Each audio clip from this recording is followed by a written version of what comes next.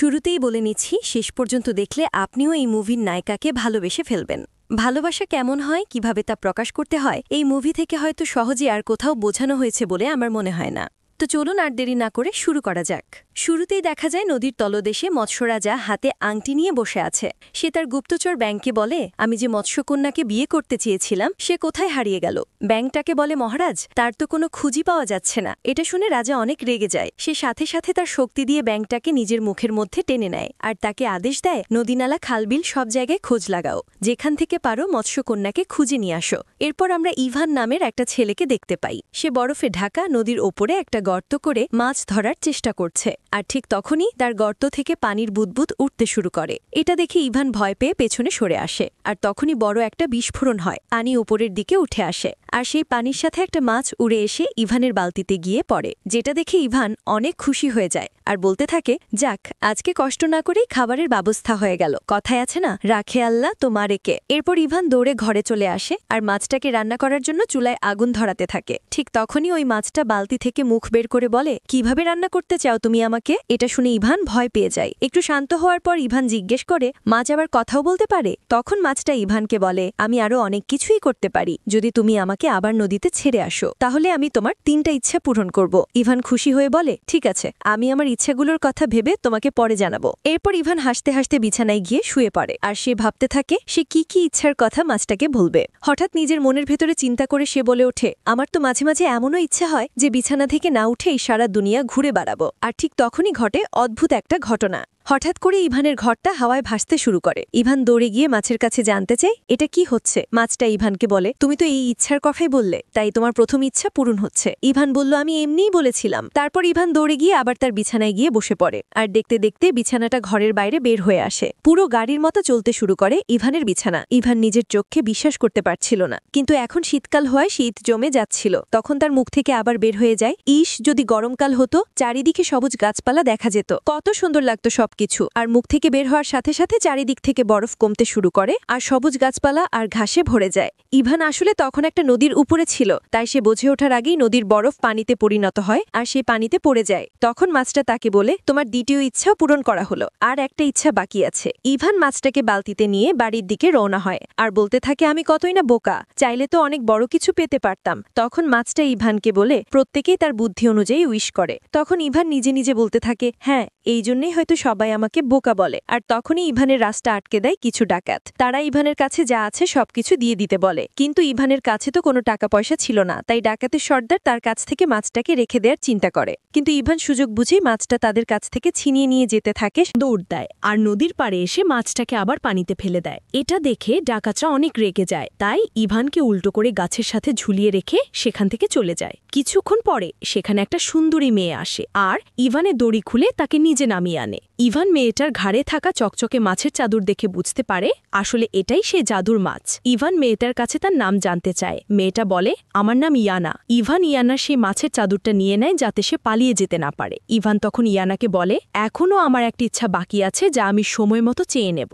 ইয়ানা বলে, তাহলে এখন কি করতে চাও? ইভান উত্তরে বলে, আমি রুশের রাজা জারের মেয়েকে বিয়ে করতে চাই। ইয়ানা প্রশ্ন করে, তাহলে এটাই কি তোমার তৃতীয় ইচ্ছা? ইভান উত্তরে বলে, না, এর জন্য আমি নিজেই চেষ্টা করব, তুমি শুধু আমাকে সাহায্য করবে। ইয়ানা তখন ইভানের প্রস্তাবে রাজি হয়ে যায়। অন্যদিকে তখন এক ইংরেজ রাজদূত রাজা জারের মেয়ে ন্যান্সিকে বিয়ে করার মতলব নিয়ে তার মহলে প্রবেশ করে, কিন্তু রাজা ইংরেজদেরকে একদমই পছন্দ করত না, তাই সে বলে, ইংরেজরা শুধু লুটপাট করতেই আসে। তখন ইংরেজ রাজদূত রাজাকে বলে, না মহারাজ, আপনার ধারণা একদম ভুল। আমি তো আপনার জন্য এমন একটা যন্ত্র নিয়ে এসেছি যেটাতে আপনি কোনো মানুষ ছাড়াই মিউজিক শুনতে পারবেন। মূলত এই রাজদূতের উদ্দেশ্য ছিল রাজাকে পটিয়ে রাজকন্যাকে বিয়ে করা, তারপর সে ওই যন্ত্র দিয়ে রাজাকে মিউজিক শোনানোর জন্য তার কাছে নিয়ে আসে। কিন্তু আসলে এই যন্ত্রের ভেতরে একটা মানুষ বসেছিল যে কিনা সিগন্যাল পেলেই ভেতর থেকে মিউজিক বাজানো শুরু করত। আর এই বিষয়গুলো দূর থেকে তখন দেখছিল ইভান আর ইয়ানা। ইভান ঠিক তখনই দৌড়ে রাজার কাছে চলে আসে আর বলে, মহারাজ, আমি আপনাকে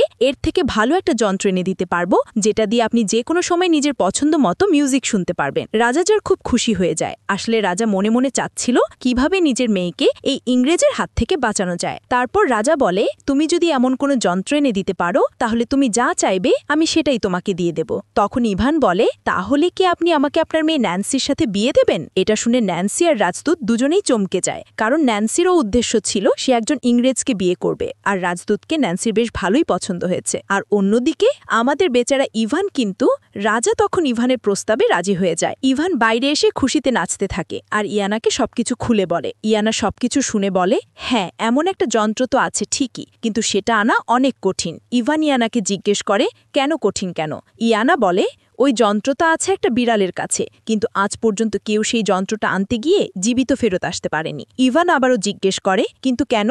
তখনই ইয়ানা বলে, কারণ ওই বিড়াল সবাইকে এমন একটা মিউজিক শোনায়, যখন খুশি মিউজিক বাজায় তখন মানুষ নিজেকে কন্ট্রোল করতে পারে না এবং খুশিতে নাচতে শুরু করে, আর তখন তাকে বিড়ালটা মেরে খেয়ে ফেলে। আবার যখন দুঃখের মিউজিক বাজায় তখন মানুষ ইমোশনাল হয়ে নিজেকে কন্ট্রোল করতে পারে না আর কান্না করতে করতে ঘুমিয়ে যায়, আর তখনও বিড়ালটা তাকে মেরে খেয়ে ফেলে। ইভান বলে, আমাকে তাও সেখানে নিয়ে যাও। এরপর তারা দুজন সেই পথ দিয়ে যেতে শুরু করে, কিন্তু একটা ভয়ানক কবরস্থানের সামনে এসে ইয়ানা বলে, এখান থেকে তোমাকে একাই যেতে হবে। ইভান একা একা সেই কবরস্থানে যেতে শুরু করে, আর চারপাশে তাকিয়ে সে দেখে সেখানে অনেক মানুষের কবর আর খুব ভয়াবহ পরিবেশ, চারিদিকে মানুষের কঙ্কাল ছড়িয়ে আছে। ঠিক তখনই তার সামনে সেই ভয়ঙ্কর বিড়ালটা এসে হাজির হয়, আর সে বলে, তুমি এখানে কেন এসেছ?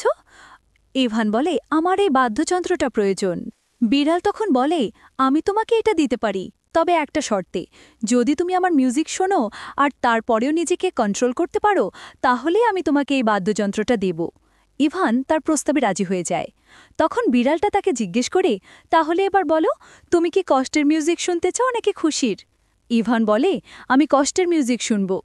তখন বিড়াল তার জাদু করে বাদ্যযন্ত্র দিয়ে কষ্টের মিউজিক বাজাতে শুরু করে, কিন্তু অবাক করা বিষয় হচ্ছে, কিছুক্ষণ পরেই ইভান সেই মিউজিকের তালে তালে গান গাইতে শুরু করে। এটা দেখে বিড়ালটাও অনেক অবাক হয়ে যায়, আর আর সে জিজ্ঞেস করে, কি ব্যাপার, তুমি এই মিউজিক শুনে কষ্ট পেলে না কেন? ইভান তখন বলে, এই গানটা আমার মা ছোটবেলা থেকে আমাকে শোনাতো, আর সে এখন এই পৃথিবীতে নেই, তাই গানটা শুনলেই আমার তার কথা মনে পড়ে যায়। এটা শুনে বিড়ালটারও মনে মায়া হয়, আর সে তার কথা মতো ইভানকে বাদ্যযন্ত্রটা দিয়ে দেয়। যাওয়ার আগে বিড়াল ইভানকে বলে, তুমি এই যন্ত্রটা নিয়ে গেলে আমি তো না খেয়ে মরব। তখন ইভান তার কাছে থাকা কিছু খাবার বিড়ালটাকে খেতে দেয়। বিড়াল খুশি হয়ে বলে, আমাকেও তোমার সাথে নিয়ে চলো, আজ থেকে আমি তোমার বন্ধু হয়ে থাকব। তারপর ইভান বিড়ালটাকেও তার সাথে নিয়ে আসে। অন্যদিকে আমরা দেখি ইয়ানা তখন একটা নদীর পাড়ে বসে ইভানের জন্য অপেক্ষা করছিল, আর তখনই মৎস্যরাজা সেই গুপ্তচর ব্যাঙ এসে ইয়ানাকে বলে, তুমি এখনই চলো আমার সাথে, মৎস্যরাজা তোমাকে বিয়ে করবে বলে অপেক্ষা করছে। ইয়ানা রেগে গিয়ে ব্যাঙটাকে বলে, আমি মৎস্যরাজাকে বিয়ে করব না, তাকে আমার ভালো লাগে না। এমন সময় পিছন থেকে ইভান চলে আসে আর তাদের সব কথা শুনে ফেলে। রাস্তায় চলতে চলতে ইভান ইয়ানাকে বলে, তুমি মৎস্যরাজাকে বিয়ে করতে চাও না কেন? ইয়ানা তখন বলে, কারণ আমি তাকে ভালোবাসি না। এটা বলতে বলতে তারা মহলের দিকে চলে আসে। অন্যদিকে দেখা যায় ইংরেজ সেই রাজদূত আবারও নিজের চেহারা পাল্টে ইতালির রাজপুত্র সেজে মহলে এসেছে, আর যাতে এবার সে রাজাকে রাজকন্যার সাথে বিয়ে দিতে রাজি করাতে পারে। রাজকুমারী তাকে দূর থেকে দেখে চিনে ফেলে আর খুশি হয়ে যায়। ইংরেজ রাজদূত ঠিক যখনই রাজার কাছে রাজকুমারীর বিয়ের কথা বলতে যাবে, চট করে ইভান সেখানে ঢুকে পড়ে আর বিড়ালকে বলে সেখানে খুশির বাজনা বাজাতে, আর এই মিউজিক শুনে কেউই নিজেকে কন্ট্রোল করতে পারে না, সবাই নাচানাচি শুরু করে দেয়। তারপর ইভানের কথা মতো বিড়াল মিউজিক বাজানো বন্ধ করে দেয়। তখন রাজা অনেক খুশি হয়ে যায় আর ইভানের প্রশংসা করতে থাকে, আর ইভান ন্যান্সিকে বিয়ে করার কথা স্মরণ করিয়ে দেয়। রাজা তাতেও রাজি হয়ে যায়, কিন্তু ন্যান্সি কোনোভাবেই রাজি হচ্ছিল না, কারণ সে শুধু ইংরেজ রাজদূতকে বিয়ে করতে চায়। তাই রাজকুমারী ইভানকে বলে, তুমি এমন কিছু একটা করো যাতে এটা প্রমাণ হয় যে তুমি শুধু আমাকেই ভালোবাসো। ইভান অনেক বোকা, সহজ সরল, তা হয়তো আপনারা এতক্ষণে বুঝে গেছেন, তাই সে ন্যান্সির চালাকি ধরতে পারে না। রাজকুমারীর কথায় সে রাজি হয়ে যায়। ন্যান্সি চাচ্ছিল ইভানকে পদে ফেলতে আর এমন কঠিন কাজ দিতে যাতে সে কখনো ফিরে না আসে, তাই সে বলে, আমি আগামীকাল তোমাকে সেই কাজের কথা বলবো। ইভান তাতেও রাজি হয়ে যায়। তারপর ন্যান্সি রাজমহলের রেস্টরুমে যায় আর সেখানে জাদু দিয়ে তার মায়ের দুষ্ট আত্মাকে ডেকে নিয়ে আসে, আর মায়ের কাছে সবকিছু খুলে বলার পর তার মা তাকে একটা বুদ্ধি দেয়, আর সেই বুদ্ধি শুনে রাজকুমারীর কথা মতো রাজদূত একটা মেশিন নিয়ে আসে যেটা কিনা নিজে নিজেই খাবার তৈরি করতে পারে। আসলে এটার ভেতরেও রাজদূত একজন লোককে বসিয়ে রেখেছিল, যে কিনা ওপর থেকে কোনো ফল দিলে সেটা কেটে দিত, আবার জুসও বানিয়ে দিত। রাজা মেশিনটাকে দেখে অবাক হয়ে যায়। তখন ন্যান্সি রাজাকে বলে, ইভান কি আমার জন্য এমন কিছু এনে দিতে পারবে যাতে অটোমেটিক খাবার প্রস্তুত হয়ে যায়? রাজা বলে, আমিও এমন একটা চাদরের কথা শুনেছি, তবে সেটা সত্যি কিনা আমি দেখিনি। ইভান তখন রাজার আদেশ মতো ইয়ানাকে সাথে নিয়ে রওনা হয়ে যায়। ইয়ানা বলে, এমন এক চাদর রন আর জন নামের দুই ভাইয়ের কাছে আছে, যারা অনেক দূরে পাহাড়ে বসবাস করে। তাদের যেহেতু কষ্ট ছাড়াই খাবারের ব্যবস্থা হয়ে যায়, তাই তারা অনেক অলস হয়ে গেছে, খেতে খেতে অনেক মোটে হয়ে গেছে, আর তারা এখন চলাচলও করতে পারে না।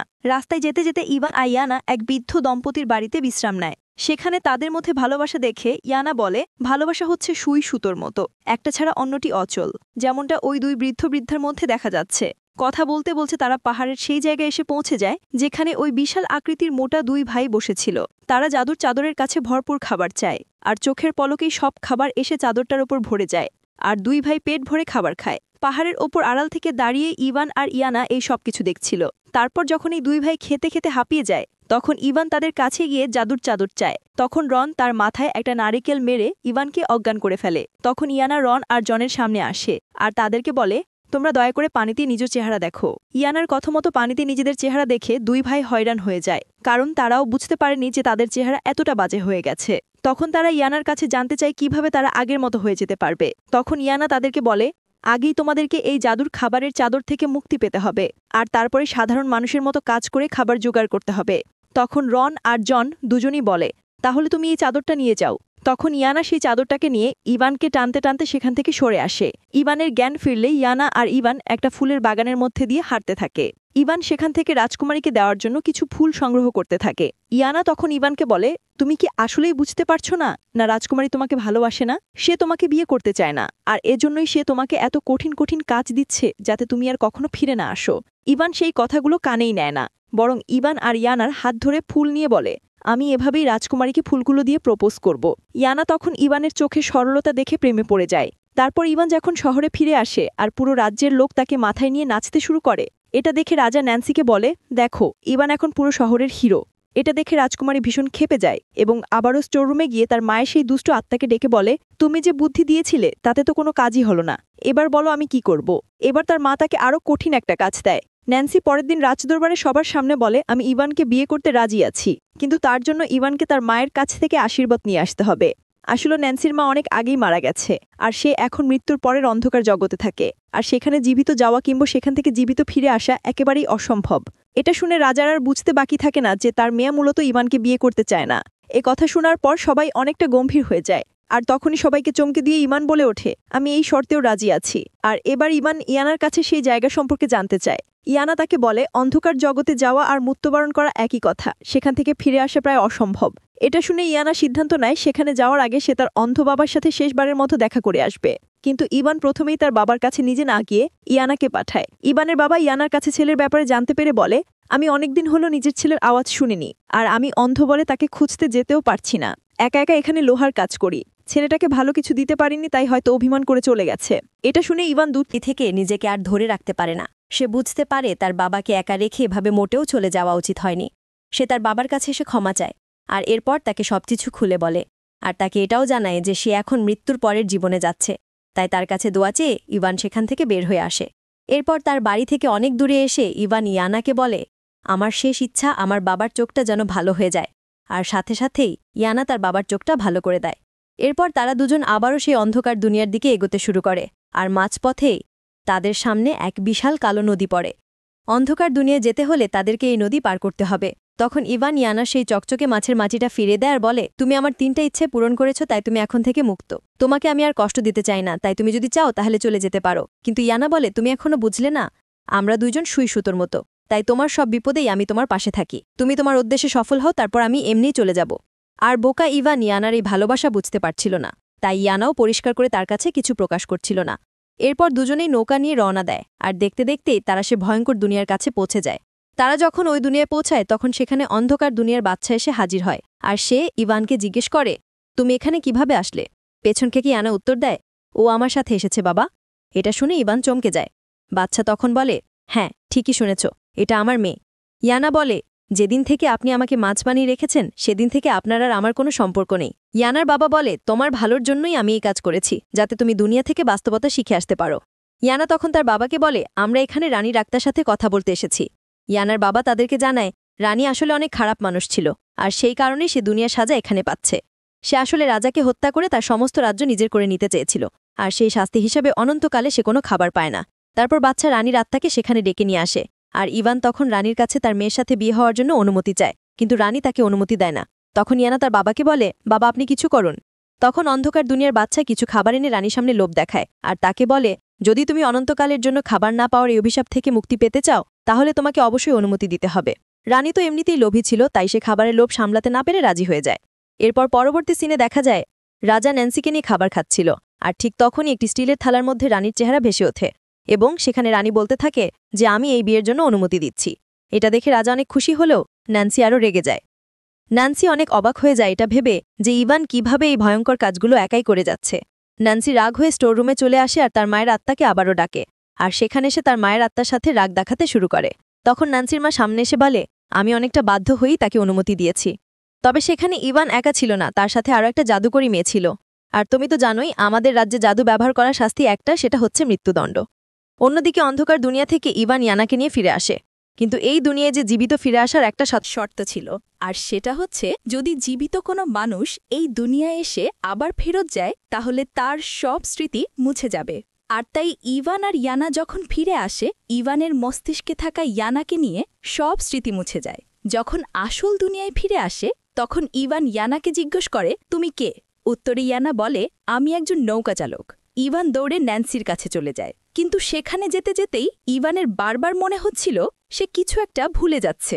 সে ন্যান্সির কাছে এসে বলে, আমি তোমার দেওয়া সব শর্ত পূরণ করেছি, কিন্তু আমি এখন তোমাকে বিয়ে করতে চাই না।